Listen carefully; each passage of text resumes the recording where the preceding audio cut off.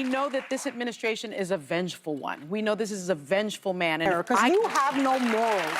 You have absolutely Biden hung some folks out to dry. This was the biggest middle finger he could give the entire country. He can't even stand in 20-degree weather.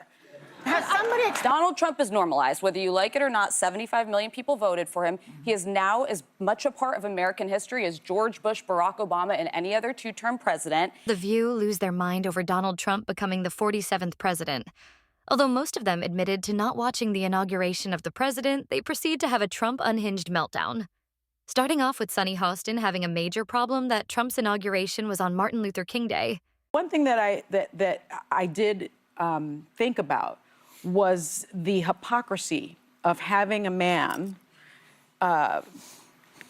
be inaugurated to be president on the same day as we commemorate MLK. And that same man saying that he was going to get rid of diversity, equity, and inclusion. The irony of it. The irony of it, because Martin Luther King not only wanted racial equality, he wanted economic equality. And that is something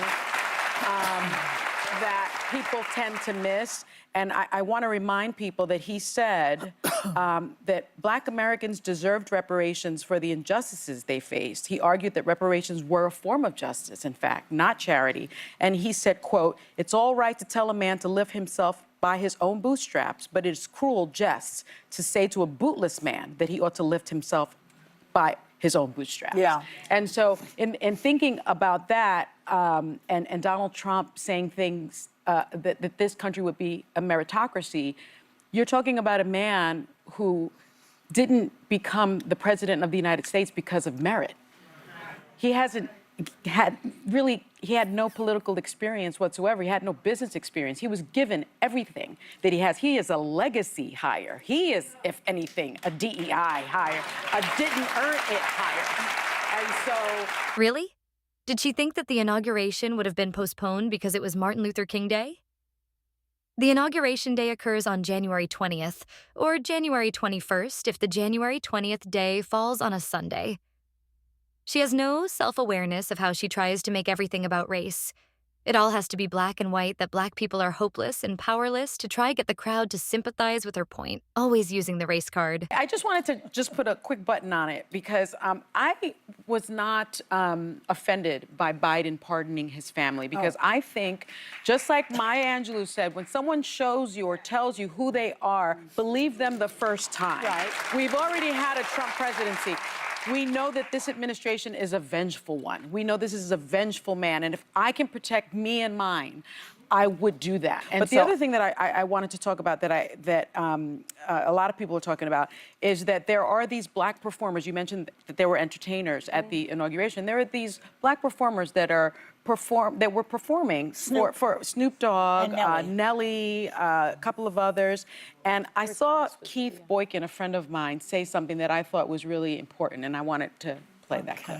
If you look at Donald Trump, the man who would refuse to rent to Black people in the 1970s, who tried to lead a lynch mob against 5 Black and brown kids in the 1980s for the Central Park case, who refused to allow Black casino workers to have a prominent place in his casinos in Atlantic City in the 1990s, who spent 5.5 years lying about Barack Obama's birth certificate in the 2000s, who came into office and then attacked Black people like Colin Kaepernick, who attacked Ruby Freeman and her daughter Shay Moss for simply doing their jobs as Fulton County election workers. You dishonor those people when you go and perform for this man who has done nothing but dishonor Black people. How is she going to sit there and say that Donald Trump didn't earn it? Yes, Trump inherited a small New York portfolio worth millions, and he turned it to billions.